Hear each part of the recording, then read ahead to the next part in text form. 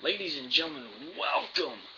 And it is time for the Extreme Rules pay-per-view prediction night. Now, there's two matches I want to save for the end of this, and it's not going to be the WWE title match. It's actually the United States title match, and what I think they could do with it. What one other person said that is very interesting, and what and the steel cage match, because that one is I just can't pick on that match. That one's just hard for me to pick. But you guys all know I'm a Triple H guy. But this is definitely Extreme Rules prediction night. This is what I think is going to happen tomorrow night on Extreme Rules, and what I would love to see, especially for the United States title at Extreme Rules. You're going to start off with your show with your Miz versus Cody Rhodes pre-show. Why? This is a useless pre-show. Okay, this pre-show is stupid. There's no reason for this pre-show. If you're going to do this kind of pre-show, make it an extreme match. There's nothing extreme about this match, except for it being at Extreme Rules. There's nothing extreme. Who do I think is going to win? The Miz. The Miz will win for three reasons. Two of them are actually the same. One, he made the Marine 3, and it was a pretty good success. Two, he just got done making another movie called Christmas Bounty, which is coming out around Christmas. And three, he just got married and got off of his honeymoon, and it's just a big return for him. So yes, Miz is winning this match. The United States, the way I'm talking about these right now is like the way that I think the match is going to happen, but I'm skipping one. The United States title match I think is going to happen next, or is going to be the actual first match, because they usually have a mid-card title match as first, unless it's the Divas title match, which they don't have the Divas title on the line. Thank you. I said it should be a payback between those two, and it might very well be. The United States title match, we're going to talk about that one later, because I got some good stuff to talk to you guys about with that match, especially that one. The Big Show versus Randy Orton Extreme Rules match. Now, I think Randy Orton's going to win this match. One reason why, and the only reason why, is because it's in St. Louis, Missouri, and I told you guys, it must be the pot capital of the world. It's Randy Orton's hometown. Randy Orton's not going to lose his hometown. Last person losing their hometown on a pay-per-view was Beth Phoenix in Buffalo, New York at Extreme Rules, and she was pissed. The fans were pissed. Everyone in the WWE was pissed. They said Beth Phoenix should have won that night. I mean, I could be wrong, but I might be right. Beth Phoenix lost in Buffalo, New York, and she was livid. Everyone was mad, including WWE superstars. She wasn't written in as a win for that one. You guys might hear my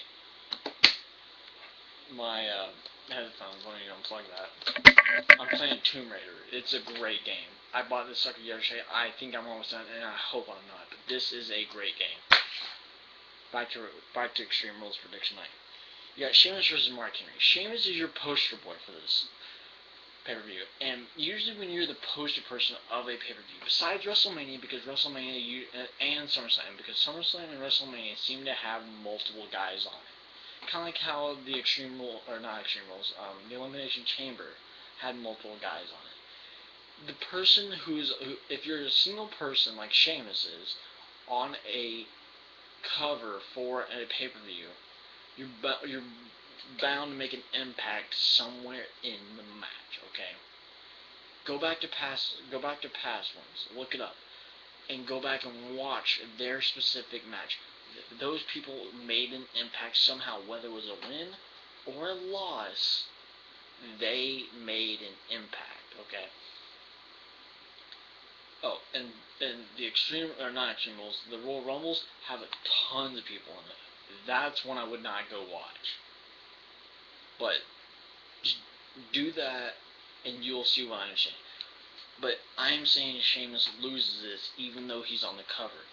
Where he's going to make an impact, I don't know. Mark Henry's probably going to hit 3 turnbuckles simultaneously, and he's about to hit the 4th one. Sheamus pops up and Bro kicks him in the face, or he does a white noise out of nowhere, and Big Show probably interferes somehow, and they make a tag team. I don't know, but Mark Henry Big Show tag team would be really cool. I made it on WWE 13. They are called Large and in Charge.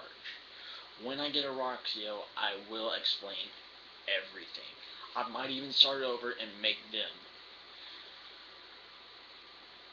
Jericho versus Fandango. You need something to kind of kill the buzz. I don't. It sounds weird that I say that to kill the buzz for it, but you kind of need something to kill the buzz to kind of dumb it all down for Extreme Rules. And this would be your match right here. Jericho versus Fandango. It's not in any kind of extreme match. This could have been your pre-show match. Instead of having the Miz versus Cody Rhodes, this could have very well been your pre-show match, and I would have been fine with it because these two have actually had a rivalry. Miz and Cody Rhodes were just thrown together, or just pulled out of your butts like, let's do this. No, you don't. You don't just pull a rabbit out of a hat saying this is your pre-show. Spin the wheel. Oh, okay, we got Miz. Let's see what else we get. Oh, Cody Rhodes, there's your pre-show match. No extreme match. This could have been your pre-show match. Jericho versus Fandango. I'm saying Jericho wins this. Fandango needs to get knocked off his pedestal at some point in an actual match, and this I think is where it's going to happen. Why? Fandango's been on this tear. I mean, he's lost in Dance Off to Khali. Really? That was stupid. But Jericho needs to build some more momentum back. And this is where I think he does it, is at Extreme Rules. Your next match, I don't like this match at all. This match should have been a different type of match. Not an I Quit match. A submission match to become the number one contender for this. And I told you guys, they are planning to stretch this rivalry out even to SummerSlam. So that tells you they still got 2 more, maybe even 3 more whole months of this rivalry on. So it doesn't matter who wins this match. This match, I'll just throw a name out there, Jack Swagger, and that's who I think is gonna win this. But you gotta think Jack Swagger's court date. So Alberto Del Rio is gonna win this match. There's no guaranteed winner because they're gonna keep doing this rivalry all the way through SummerSlam. So there's no point on having this match. Yeah, you're gonna be number one contender, but Jack Swagger's got a court date still back from Extreme Rules, and Alberto Del Rio is just your face, so you're gonna have a face versus heel, so you might as well just pick Alberto Del Rio. This match is useless. These guys are known for their submission moves, not saying the words "I quit." Make it a submission match. That would be better than a I quit match, okay? But you know what? I'm going to say Alberto Del Rio wins this. Good old JR says that it's Swagger, and he knows best, but I'm saying Alberto Del Rio. I'm disagreeing with him. He agrees with me on all these matches so far, but except for the United States title match, which, like I said, we will get into that one here in a little bit. Your tag team title match. Now, I told you guys who was going to win this match from day one. When I predicted this night, or when I told you guys, when I advertised this night, the very first time, even after WrestleMania, I told you guys who would win this match from day one, and I'm still keeping that locked in. The Shield, which consists of Reigns and Rollins, win this match and become the new tag team champions, and that's that. The Shield is still going on tear. Their DQ meant nothing on Raw. Their DQ meant nothing on SmackDown. Well, they didn't get DQ on SmackDown, but their DQ meant nothing on Raw. It's like it never even happened. We can say it never even happened. They are winning the World Tag Team titles. Kane and Daniel Bryan are probably going to fight each other at SummerSlam and blame each other for losing the tag team titles. That's probably what's going to happen. They had an 8-month title reign since Night of Champions, which is in September, and they tore through the WWE, and they need to lose it at some point. There's the people on YouTube who hate long title reigns. I don't mind long title reigns. I like CM Punk's WWE title reign, but this one was really good. But when you get the Shield involved, the Shield are gonna win. I guarantee 150,000% Shield win this match. It won't be easy. but the Shield won this match. It won't surprise me if Dean Ambrose gets involved too, because this is a tornado tag team match, which there's no tag-ins, but there are DQs. Okay, so they're probably gonna have like 2 refs outside, one to watch for DQs and one to watch for countouts. But they never do tornado tag team match because it's chaos. Your ladder match, I want to talk about that one later too. Your WWE title match, John Cena versus Ryback. If Ryback wins this match, it's about time. He's had 9 months, 10 months, maybe even a year of destroying people. He even tweeted last year. He beat 2 men in 1 match. What a year it's been. And now he's in the WWE title shot. I agree. What a year it's been. But this rivalry has been crap. It's not been that good. Okay, Ryback as a WWE champion, I could see him as a WWE champion. But if he can't win a top title, whether it's this belt, the WWE title, or whatever, make him into a tag team or put him as a mid-card. That's what I did on WWE 13. He was on ECW, he got drafted to SmackDown, now he's a mid-card United States champion. And he's still going for this, but he can't win it, so he's staying as a mid-card. Now, who do I think is going to win this match? I would love to see Ryback win this match. Good old JR says that Ryback wins this match. But the fact that if that's the case, you have John Cena hold one of the shortest WWE title reigns in history. You go from John Cena being on his big high in 2013 to Ryback, or to him being on a down. He said that he was going to be the WWE champion in 2013. He didn't mean for 1 month after WrestleMania. He meant for a good long while. So I think John Cena is winning this Last Man Standing match. And how is he going to do it? Probably duct tape like he did with Batista. He can't. John Cena, it seems like, cannot keep big guys down. Whether it's Big Show, he got a table flipped on him. Batista got his legs taped to the rope. So if you, it will not surprise me at all if you see duct tapes come out somewhere during this match. And you know what? Goldberg even tweeted. A fan asked Goldberg, would you go back to WWE and have a feud with Ryback? He said he would love to do that. He would love to feud with Ryback. But WWE needs to learn how to do business. I agree. Triple H, please get your butt in gear, and we want Goldberg versus Ryback WrestleMania 31. Because they're looking to do Ryback versus Big Show WrestleMania 30. Okay? Sorry. Your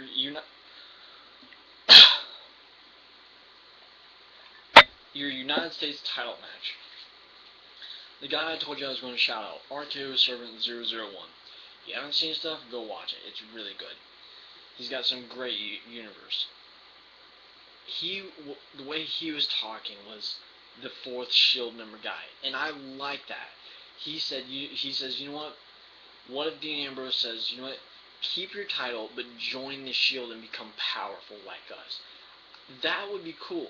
That would be awesome. But here's something I could see happening. I could see Kofi. I'm saying that Dean Ambrose wins this match, by the way. But they like to throw, WWE likes to throw curveballs.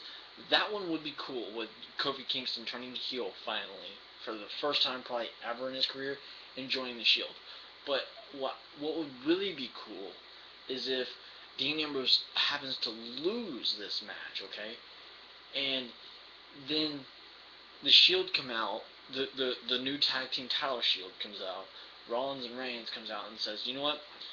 You lost. You're our weak link. You lost to The Undertaker. You almost lost to Kane. And then you just lost your only title shot that you'll probably ever get. A singles gold in that fact. And you lost. You're our weak link. You are why we lost on Monday on Raw. You're why we almost lost to the Brothers of Destruction and Daniel Bryan in that insane 6-man tag match. You're the weak link. You're out of the Shield. And that would start a rivalry. That would be cool. But that would be awesome. That would make Dean Ambrose be the man. That would make him be the one to watch.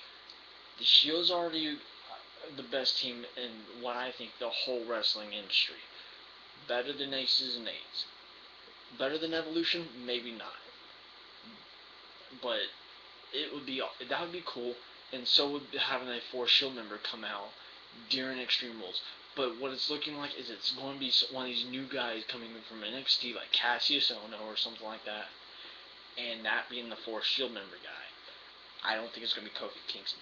So that's why I think Dean Ambrose is winning this match, becoming the new United States Champion, and all Shield hold the gold. They're going to be one of those teams like Legacy where you had 2 guys as a tag team champion and a guy as a singles champion, like Randy Orton holding the WWE title, and all of them with the gold. And they're going to dominate for months doing this, okay? It's happened before with Legacy, like I said. Your steel cage match. This one is hard for me to predict. You guys all know I'm a Triple H guy. I'm going to make a shirt, and it says that I'm a Paul Heyman guy. You know, I'm going to send it to WWE too. It's going to be, I'm a Paul Heyman guy, and the game's axes are going to be through the Heyman, and it's going to say, I'm a HHH guy. That would be actually kind of cool. If you guys are watching, make the shirt, send one to me, and send it into WWE and see how much that sells. That would be a great one to even make this rivalry even that much better. But I don't know. I want Triple H to win this. But this match, you're 1-1. This is, like they say, is the rubber match. It won't surprise me if they have a match at Payback like I saw on Friday night. That would be a big selling match. Now, Brock Lesnar won at SummerSlam. Triple H won at WrestleMania. So does that mean it's Brock Lesnar's turn to win? Not necessarily, okay? But who do I think is going to win this? I'm going to throw a monkey in the hat here because I have no idea. This is my hardest pick of the night. I'm a Triple H guy. I'm going to go with Triple H. So that's the only one I'm not too sure about. JR couldn't even pick. But JR picked The Miz, Dean Ambrose, Randy Orton, Henry, Jericho. He picked Swagger, but Swagger's got his court date stuff going on and all that, so he picked the Shield like me. He didn't say for Brock Lesnar and Triple H, and he picked Ryback, so he was undefeated at WrestleMania. Ladies and gentlemen, thank you for watching Extreme Rules Prediction Night. I guess we'll find out tomorrow night after Extreme Rules whether or not I'm 1, 2, 3, 4, 5, 6, 7, 8, 9-0 or what. But thank you for watching. Shield does win. I think Shield gets all the gold. I'm the YouTube champion. This title, unfortunately, is not online at WrestleMania, or not at WrestleMania. Son of a bitch. At Extreme Rules. Ziggler, get better. We want you back. We want you to keep showing off and kick their butts. I am the YouTube champion. I'm a Triple H guy. Thank you, and good night.